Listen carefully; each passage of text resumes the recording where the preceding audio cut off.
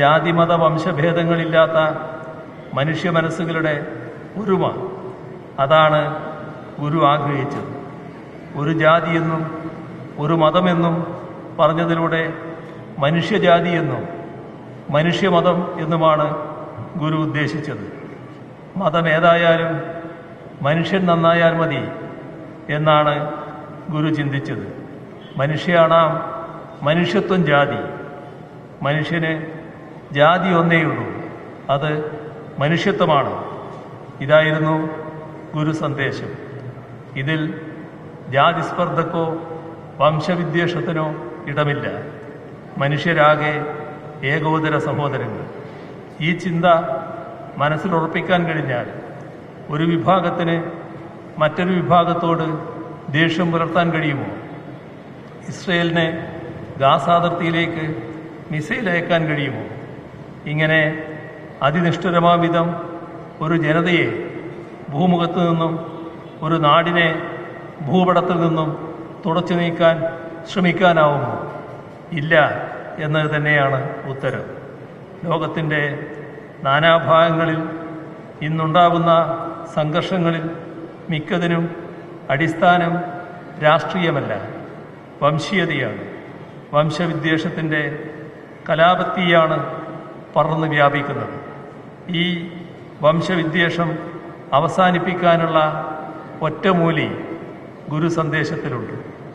നരനും നരനും തമ്മിൽ സാഹോദര്യമുദിക്കണം, അതിന് വിഘ്നമായുള്ള എല്ലാം ഇല്ലാതെയാകണം എന്ന ഗുരുതത്വം ലോകമെങ്ങും എത്തണം.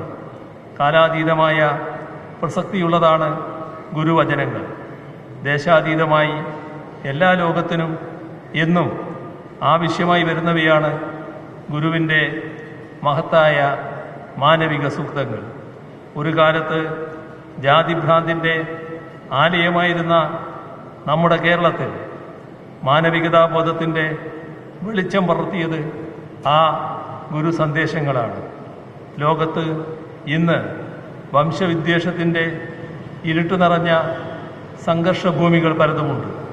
അവിടങ്ങളിൽ ഗുരു സന്ദേശം എത്തണം. അതുണ്ടാക്കുന്ന വിവേകമാവും വംശവിദ്വേഷങ്ങളിൽ നിന്ന് സഹോദര സ്നേഹത്തിലേക്ക് ഉയരാനുള്ള വഴി. ശിവഗിരി തീർത്ഥാടനം വിശ്വമാനവികതയെ ഉയർത്തിപ്പിടിക്കുന്നതിനുള്ള വിളംബര ജാഥയാണ്. ശിരസ് ഉന്നതമായിരിക്കാനും മനസ്സ് നിർഭയമായിരിക്കാനും രാജ്യം ജാതിയുടെയും മതത്തിൻ്റെയും വംശീയതയുടെയും പ്രാദേശികമായ സങ്കുചിത ഭിത്തികളാൽ വിഭജിക്കപ്പെടാതിരിക്കാനും ശിവഗിരി തീർത്ഥാടനത്തിൻ്റെ ലക്ഷ്യങ്ങൾ ശരിയായി വ്യാഖ്യാനിച്ചാൽ സാധിക്കും. ഓരോ വർഷവും നടത്തിവരുന്ന തീർത്ഥാടനം ഈ ലക്ഷ്യം കൈവരിക്കാനുള്ള പ്രവർത്തനമാകട്ടെ, അതിന് കൂടുതൽ ഊർജം പകരുന്നതാകട്ടെ എന്നാശംസിച്ചുകൊണ്ട് ഈ വർഷത്തെ തീർത്ഥാടനത്തിൻ്റെ ഔപചാരികമായ ഉദ്ഘാടനം നിറഞ്ഞ സന്തോഷത്തോടെ നിർവഹിച്ചതായി അറിയിച്ചുകൊണ്ട് അവസാനിപ്പിക്കുന്നു. നിങ്ങൾക്കെൻ്റെ സ്നേഹാഭിവാദനങ്ങൾ.